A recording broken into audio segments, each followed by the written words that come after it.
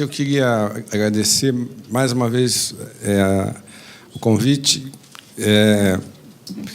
Agradeço especialmente ao Braulio, ao Paulo Borges, cumprimento o meu amigo Floriano e saúdo a todos vocês na pessoa da professora Maria Lúcia Fattorelli, quem eu admiro muito o trabalho dela, acompanho, mas eu não a conhecia pessoalmente. Então, hoje, estou tendo o prazer de conhecê-la.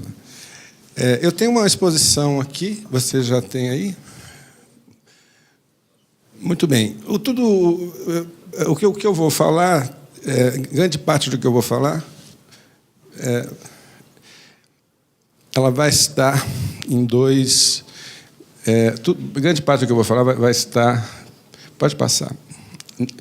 Desses dois estudos que foram feitos recentemente pela Anfip-Diese, né? São dois estudos, e pela Plataforma Política Social. São dois estudos que foram feitos por mais de 30 especialistas do nosso campo, né? Nós trabalhamos aí de setembro até janeiro, né? E a ideia toda é que chegássemos em fevereiro,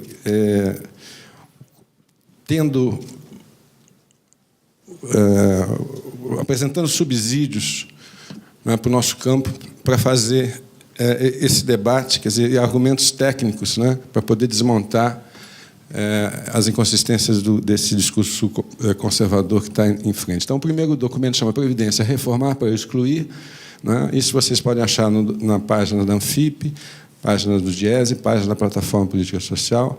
O PDF está disponível, tem uma revista eletrônica, vocês podem baixar gratuitamente. Um documento síntese tem 40 páginas, o documento completo tem 220 páginas, mais de 120, 130 quadros, tabelas, etc., feito numa linguagem o mais acessível possível, né? E um documento técnico para se contrapor ao argumento da reforma. E o segundo documento é um documento que foi coordenado pela professora Denise Gentil e pelo Cláudio Pucci, junto com mais Solon, de mais uns 6 ou 7 matemáticos aí, que mostram o seguinte, que o governo não tem um modelo atuarial. Então, faz previsões para 2060 que não tem nenhum significado estatístico. É chute, palpite, né? Eu vou falar um pouco sobre isso. Então, grande parte do que eu vou dizer aqui, vocês podem encontrar nesses documentos. Faço um convite a vocês que conheçam esses documentos. Se gostarem, por favor, divulguem, reproduzam, façam grupos de discussão sobre isso. Muito bem. Eu vou discutir 3 pontos aqui. Eu vou discutir o terrorismo demográfico, o terrorismo econômico e o terrorismo fiscal, financeiro. Mas antes eu queria fazer algumas observações. Primeiro, eu não sou contra a reforma da Previdência. Eu acho que reformas de Previdência são normais, são necessárias. A questão é qual reforma da Previdência? Uma reforma apenas fiscalista, que pode destruir um dos principais sistemas de proteção social do país, que pode levar a pobreza extrema dos idosos de 0,5% para mais de 50%, essa eu sou contra. As reformas alteram a vida das pessoas, no presente e no futuro. De novo, eu cito o exemplo do regime geral. São 35, 40 milhões de benefícios diretos. Se cada pessoa que recebe esse benefício tiver mais 2 membros da família, eu estou falando de 90, 100, 120 milhões de pessoas.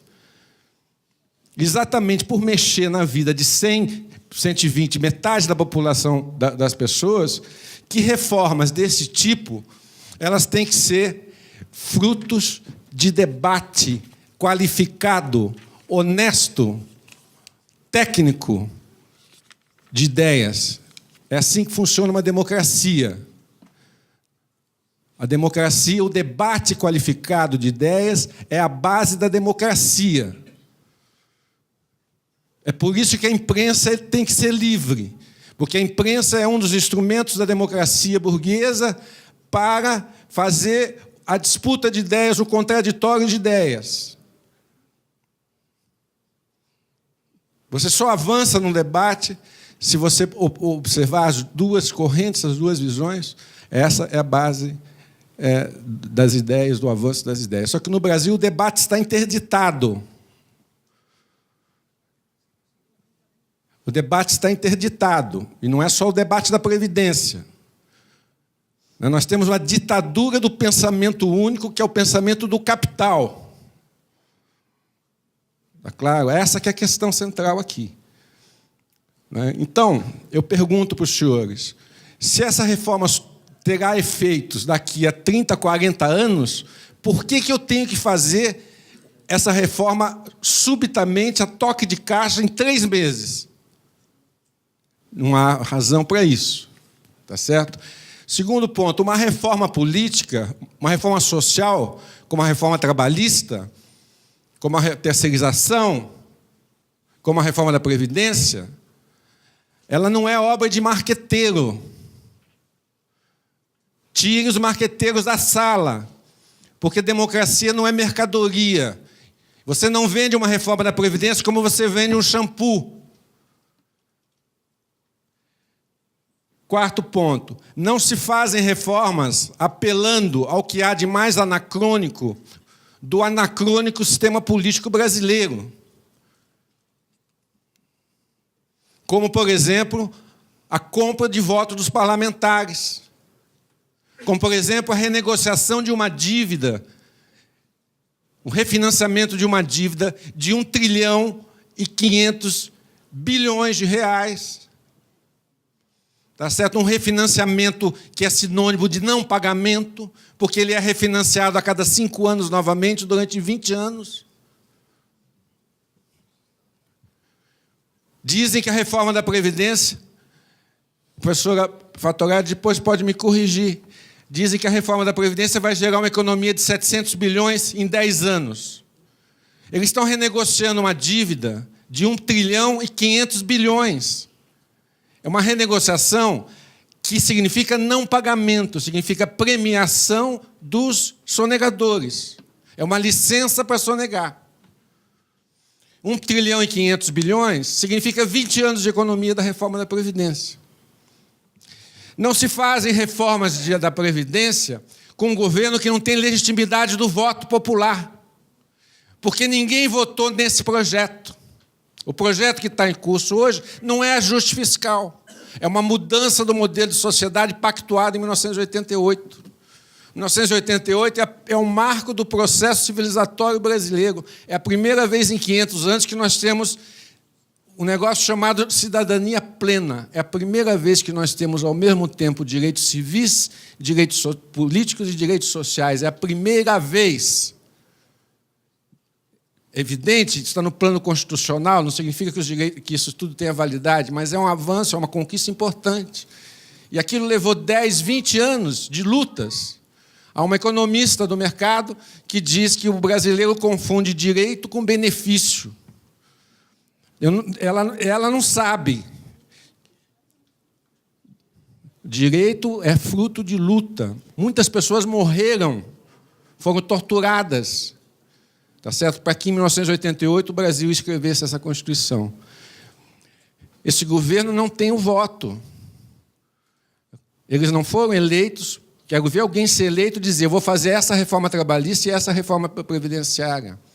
O golpe de 2016 é uma oportunidade para o capital implantar um projeto radical que está sendo tentado há mais de 40 anos e perderam nas últimas 4 eleições. Então, é uma oportunidade. Até 2018, tem que fazer tudo. É isso que nós estamos assistindo. Não se fazem reformas desse tipo sem legitimidade ética. E o que já estava escancarado, até recentemente, ficou absolutamente claro na semana passada, tá certo? Onde a estratégia de estancar a sangria, tá certo? Se esgotou, tá certo? Um açougueiro abriu as veias, tá certo? E deixou escancarado, tá claro? Que é um governo antiético, a começar pelo presidente da República. Qual que é a legitimidade desse Congresso para fazer reformas desse tipo? Não se fazem reformas da Previdência com diagnóstico baseados em falsas premissas. Eu assisti essa semana, para poder me abstrair um pouco do que se passa no Brasil, assisti um filme, um documentário, que é a história desse sujeito chamado Roger Stone. É o marqueteiro do Trump. Só que ele começou como marqueteiro do Nixon. Depois ele foi marqueteiro do Reagan, depois do Bush. E conhece o Trump há mais de 20 anos. E ele é um dos caras que convenceu o Trump a ser candidato a presidente da República. É um documentário que está na Netflix, vocês podem assistir isso, vale a pena assistir. E ele, quando ele estava na escola, na época tinha uma eleição entre o Kennedy e o Nixon, né? E na escola, no ginasial, a escola fazia uma votação, tinha um grupo que defendia um, tinha outro grupo que defendia outro, fazia um debate, etc., etc. E ele, naquela época, ele defendia o Kennedy, ele gostava do Kennedy, e ele fez uma estratégia na campanha. Ele divulgou a notícia que o Nixon iria obrigar as aulas aos sábados. E o Kennedy ganhou disparado na escola. E, a partir daquele momento, diz ele, eu conheci o poder da desinformação. Tá certo? Ele é o pai da pós-verdade. A pós-verdade é o seguinte, você não precisa ter argumentos técnicos e com bases científicas, com dados. Você inventa uma verdade. Tá certo? E o que nós assistimos no Brasil, a mídia é hipócrita porque diz que as pós-verdades estão nas redes sociais. Você quer ter uma visão isenta? Leiam a imprensa. A pós-verdade, a mídia, a grande imprensa, é a principal responsável pela pós-verdade. A começar com um fato que eu não vou discutir aqui, que o Brasil quebrou em 2014. Tá certo? Isso é a maior pós-verdade, é o maior poder da desinformação, tá certo? Que eu conheço no período recente. Agora, o debate da Previdência, se vocês acompanharem, o Floriano acompanha isso há tanto tempo quanto eu, tá certo? Até um pouco mais de tempo do que eu. Né? Não. Há mais de 30 anos, a gente chamava isso de mitos, de falácias. São pós-verdades, é o poder da desinformação. Tá claro? Então, o diagnóstico é um diagnóstico baseado é inventado. Tá certo? Então, eu pergunto para os senhores, em 1998, nós fizemos uma reforma enorme, a Emenda Constitucional número 20. Depois tiveram mais 3 grandes reformas da Previdência. Eu pergunto para os senhores, nenhuma dessas 4 grandes reformas que nós fizemos nos últimos 20 anos não serviu para nada. O Brasil precisa, de novo, de uma nova reforma estrutural? Ou será que nós precisamos resolver algumas questões pontuais que não foram resolvidas? Né? Quando se fala a Previdência está quebrada, se não fizer reforma da Previdência, o país vai para o vinagre. Eu pergunto, qual Previdência? A Previdência do parlamentar? A Previdência do militar? A Previdência do funcionário público federal? Do estadual? Do municipal? Do regime geral? Eu preciso saber qual que é essa Previdência. Tá certo? No caso do servidor público federal, eu pergunto para os senhores, não foi feita uma reforma em 2000, que começou em 1998 e terminou em 2012 com a Lei 12.618, que criou o FUNPRESP, Não foi feita essa reforma? O servidor, uma reforma, eu penso para o futuro. O servidor público que entra a partir de 2012, ele vai se aposentar, ele não se aposenta com o teto? Nós vamos ter Marajás em 2060? Então, o problema é fluxo ou estoque?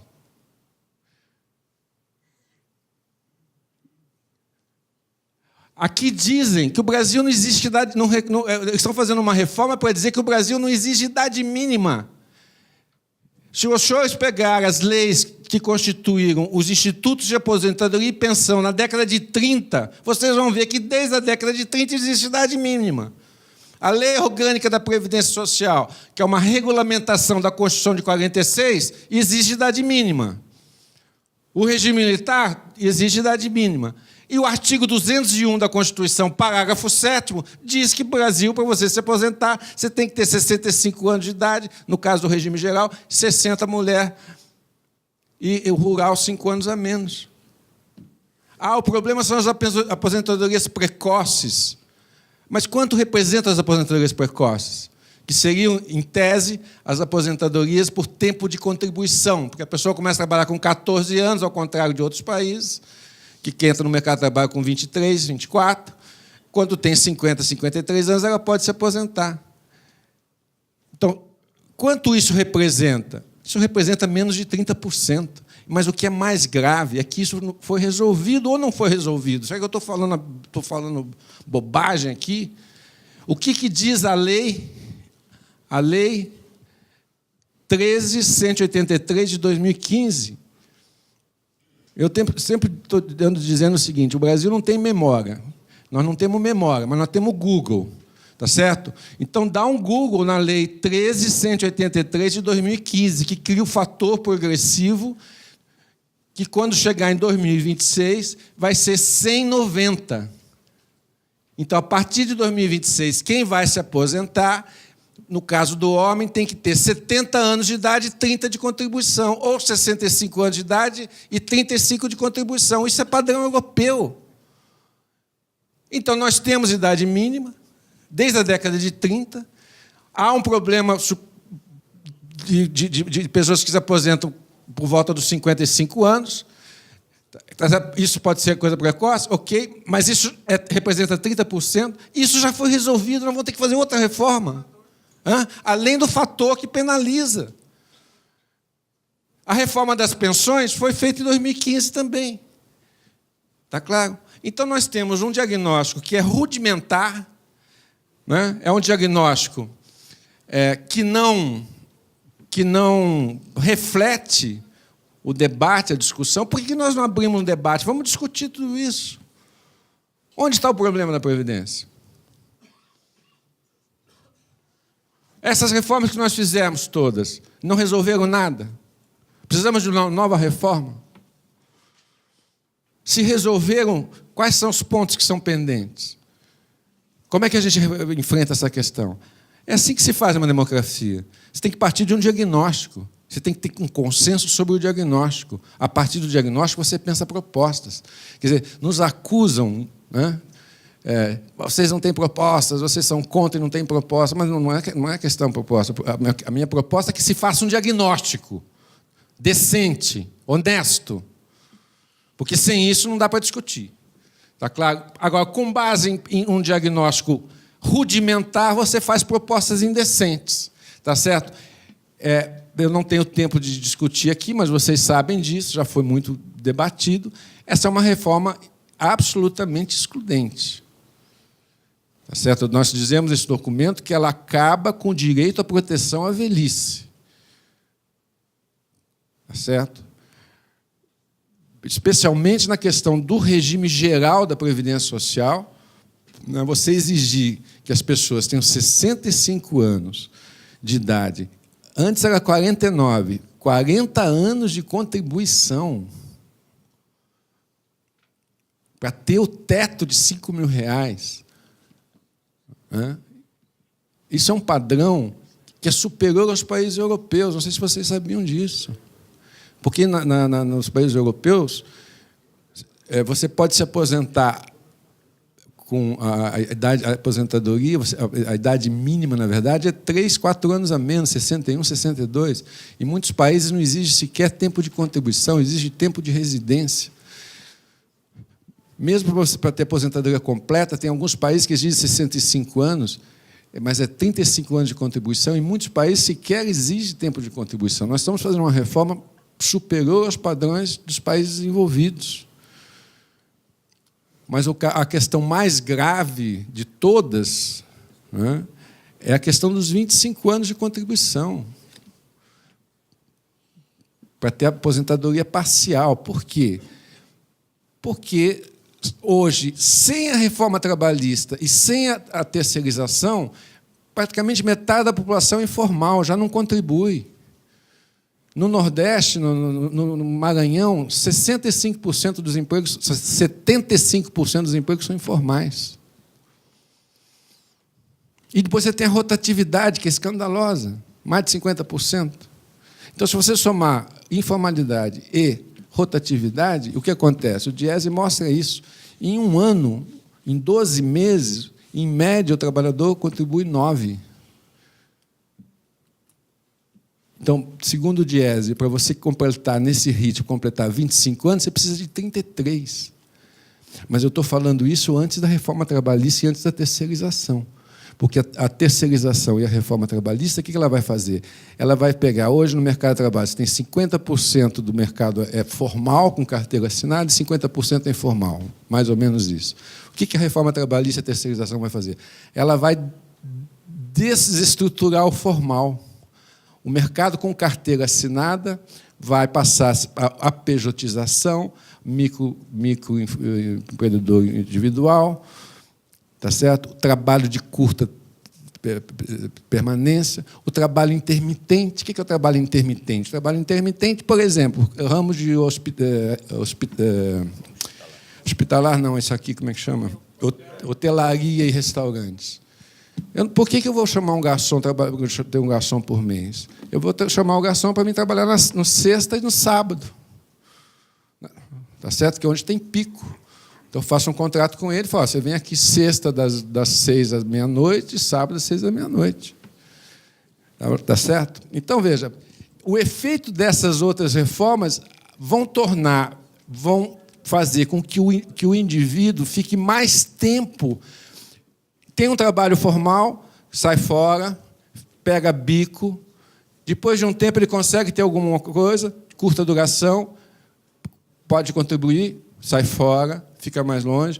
Então, se já não conseguem, os estudos dizem o seguinte, 80% das aposentadorias por idade tem contribuição inferior a 25 anos, 80%. Tá certo? Significa que, mantendo 25 anos, isso exclui 80% da população. Isso antes da terceirização e antes da reforma trabalhista. Tá certo? Por que os caras colocaram o benefício de prestação continuada com 70 anos? Olha que crueldade! Você fala, meu Deus, por que esses caras são tão cruéis? Pega o benefício de prestação continuada, que são portadores de deficiência, pessoas que têm renda familiar per capita de 1/4 de salário mínimo e fala, agora não é mais 65 anos, é 70. Por que eles fizeram isso? Porque já é a admissão de que a reforma é excludente. Já é a percepção de que muito pouca gente vai conseguir se aposentar pela contribuição previdenciária e vai pressionar o benefício assistencial. Vocês estão entendendo? Então, o que eu faço? Eu crio uma barreira, põe 70 anos. Tá certo? E crio um gap aqui que espero que durante esses 5 anos as pessoas morram.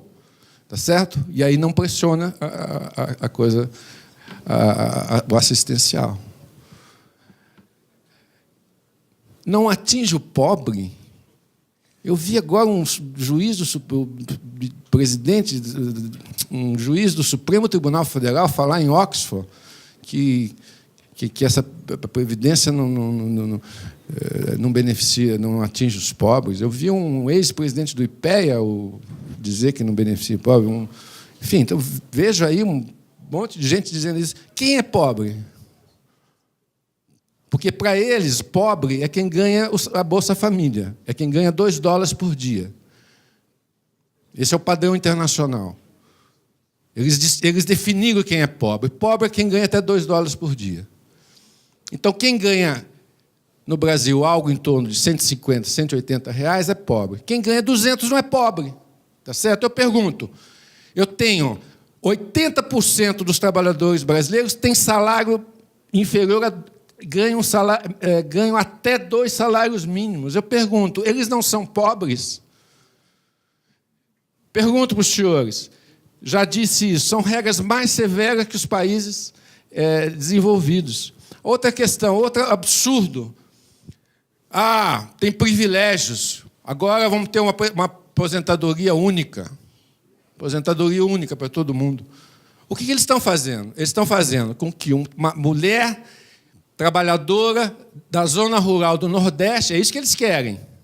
A primeira proposta foi assim, que a mulher trabalhadora da zona rural do Nordeste tenha regras semelhantes a um promotor público de São Paulo.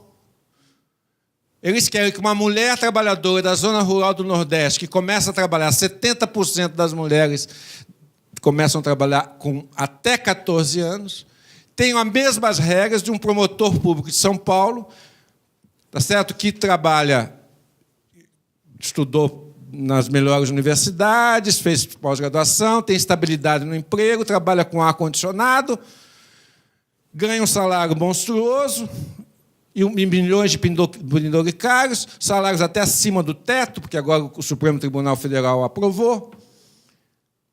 É justo tratar igualmente quem é desigual? Não tenho tempo para fazer referência à questão do trabalhador rural, nem à questão da mulher. Tá certo? Outro absurdo dessa proposta é você se inspirar a reforma brasileira nos países desenvolvidos. No nosso trabalho, nós mostramos 20 indicadores. Tá certo? Porque a questão é a seguinte, a Revolução Francesa, a República na França, foi instituída em 1789. Tá certo? E o Brasil, até 100 anos atrás, era uma fazenda escravocrata. 100 anos atrás. O que era o Brasil há 100 anos atrás? 90% da população morando no campo. Analfabeta. Resquícios da escravidão.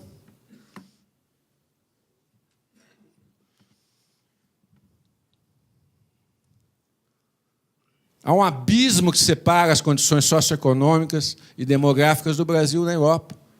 Nós mostramos isso. Por exemplo, a expectativa de vida ao nascer do homem no Brasil é 10 anos menos que os países europeus, em média. O alemão estuda 14 anos, nós estudamos menos de 8.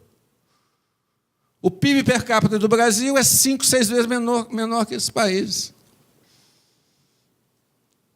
O europeu entra no mercado de trabalho em média 23, 24 anos. 70% dos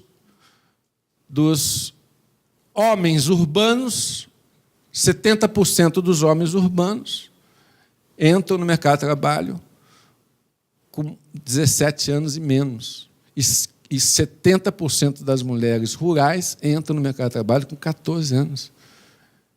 Como é que eu posso pensar numa estupidez dessa de inspirar a reforma no Brasil nos países europeus? A outra questão que nós levamos em conta é o seguinte: é correto desconsiderar porque um país europeu ele é mais homogêneo. A média nacional, ela mais ou menos expressa as diversas situações daquele país. O Brasil além de ser um dos países mais desiguais do mundo, que sequer enfrentou as desigualdades do século XIX, do século XX, e não vai enfrentar as demandas sociais do século XXI, além de ser desigual, nós somos um país heterogêneo. Tá certo? A expectativa de vida no Brasil é 75 anos, mas em 18 estados, unidades da federação, no caso dos homens, ela é de 66 a 71 anos. O IBGE não tem estudos que façam essa coisa regionalmente ou por faixa de renda. Mas São Paulo tem um estudo e diz o seguinte, que a expectativa de vida ao nascer em São Paulo é 76 anos. Nos bairros ricos é 80. E em 5 subdistritos é entre 54 e 57 anos. Isso é um retrato do Brasil. Eles querem inspirar a reforma brasileira nos países da OCDE e menos de 1% dos municípios brasileiros têm um IDH, o Índice de Desenvolvimento Urbano, semelhante aos países europeus. Menos de 1%. 65% dos municípios brasileiros têm um IDH semelhante a países africanos. Está tudo no nosso estudo. Está claro? Muito bem. Eu tenho mais 3 minutos, então eu só conseguia chegar na minha introdução, tá certo? Não vou. Vamos ouvir a professora Fattorelli. Eu só quero anunciar para vocês o que eu ia falar e que depois, se vocês tiverem interesse, nós voltamos a discutir. A partir daqui eu só quero falar sobre isso. Só falar sobre isso aqui e acho que vamos dizer assim, passo a bola para a professora Fattorelli, que aí ela entra nesse tema e vai maravilhosamente bem. Essa é realmente a introdução da minha fala, e agora eu ia falar que não se faz reforma da Previdência com base no terrorismo. E aí nós temos 3 terrorismos: o terrorismo demográfico, o terrorismo financeiro e o terrorismo econômico. Então, as minhas próximas 50 transparências era para falar sobre esses 3 temas, mas a professora Fattorelli vai dar conta disso, eu tenho certeza. Só quero, se você me permitir, só dizer o seguinte: o terrorismo demográfico. Eu só quero falar 3 coisinhas para vocês. O terrorismo demográfico. Não há alternativa. Nenhum país do mundo... Vou fazer questões para vocês. Não tem alternativa? Nenhum país do mundo enfrentou esse problema sem destruir o seu sistema de proteção social? Nós temos hoje 50 milhões de trabalhadores que estão na informalidade, que não contribuem para a Previdência Social. E eu vou ter, em 2050, 50 milhões de velhos. 2060, 50, 55 milhões de velhos. Eu pergunto para os senhores, e se eu tivesse um projeto de desenvolvimento que em 10, 15, 20 anos eu incorporasse esses 50 milhões de trabalhadores que estão na informalidade e eles passassem a contribuir para a Previdência? Não seria uma forma de financiar os 50, 60 milhões de velhos que nós vamos ter daqui a 30 anos? Está certo? Portanto, o problema está na demografia ou na ausência de um modelo de desenvolvimento adequado às nossas necessidades? É verdade que a razão de dependência de idosos vai cair. Vai ter cada vez mais menor número de trabalhadores ativos financiando um maior número de inativos. Mas a questão é a seguinte: a Previdência é financiada só pelo trabalhador ativo? Segundo ponto, esse indicador ele tem validade quando eu tenho, em 1960, segunda Revolução Industrial, para você produzir um automóvel, você precisava de 80 funcionários. Hoje você produz um automóvel com 80 robôs. Está certo? Pergunto, é razoável pensar meados do século XXI com os mesmos indicadores que eu pensava meados do século XX? É possível pensar o financiamento do Estado, não é só da Previdência, no século XXI, com a base salarial? Ou eu tenho que transitar para a base de impostos que taxa o patrimônio, o lucro, a produtividade? Se antes eu produzia um automóvel com 50 funcionários e hoje eu não preciso de nenhum funcionário, alguém teve um ganho Alguém se apropriou dessa produtividade. Né? Aliás, as respostas a essas perguntas estão na experiência, por exemplo, da social-democracia europeia. Está claro? Então, existem alternativas. Né? A questão do terrorismo financeiro é a questão do déficit da Previdência. Depois a gente pode discutir isso com calma. Mas eu só quero dizer para vocês o seguinte. O sistema tripartite de financiamento, que é o trabalhador, o empregador e o governo, isso foi inventado na Alemanha no século XIX. Depois, antes da Primeira Guerra Mundial, diversos países adotaram esse sistema, especialmente a Suécia e tal, os escandinavos. Depois, a partir de 1945, os regimes de bem-estar social europeu difundiram isso na Europa e em diversos outros países. Muito bem. Esse sistema tripartite existe no Brasil desde a década de 30, desde os institutos de aposentadoria e pensão, desde a lei orgânica de 1960, continuou na ditadura militar. A Constituição sequer inovou. A Constituição só deu um status constitucional. E a Constituição fez mais uma coisinha. O que ela fez?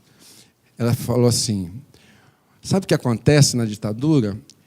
Tem um sistema tripartite, mas sempre que a receita do empregado e do empregador dão conta de financiar a Previdência, o Estado não só não põe a sua parte, como pega a sobra, tá certo? E usa para outras finalidades. Então, o que os constituintes fizeram? Fizeram o seguinte, o sistema é tripartite, empregado, empregador e governo. Para o governo financiar a parte dele, nós vamos criar 2 novas fontes de financiamento, contribuição sobre o lucro e COFINS, e esses recursos são constitucionalmente vinculados à Seguridade Social. E disse, quem vai cuidar desses recursos é o IAPAS, o Instituto de Administração da Previdência Social. Porque esses são recursos, é um fundo da Seguridade Social. Tá certo? Então, nós temos o sistema tripartite desde a década de 30. Nós não inventamos a roda, nós copiamos a experiência internacional. O déficit da Previdência é um desprezo ao poder constituinte. Jamais, desde 89, o governo federal continuou fazendo como fazia na ditadura, e agora ele se apropriou dessas 2 fontes de financiamento, tá certo? E continua contabilizando a receita da Previdência só a do trabalhador e do empregador. O déficit é a parte do governo que nunca foi contabilizada. E agora nós temos, durante 30 anos, a gente debate, eu já estou terminando, desculpe me estender, durante 30 anos a gente debate o déficit da Previdência. Diz que isso é uma pós-verdade, isso é o poder da desinformação. E agora, em 2016, eles inventaram o déficit da Seguridade Social, onde eles misturam o capítulo 8º, que é a ordem social, onde está a Seguridade Social, com o artigo 40, que é o servidor público, com outro artigo que eles misturam, colocam militar, servidor público, tudo no mesmo barco, e aí dá um déficit de 250 bilhões. Isso, ministros de Estado, ministro da Fazenda, ministro do Planejamento, Tribunal de Contas da União. É uma vergonha, é uma vergonha. É uma vergonha, é um desprezo à ordem constitucional.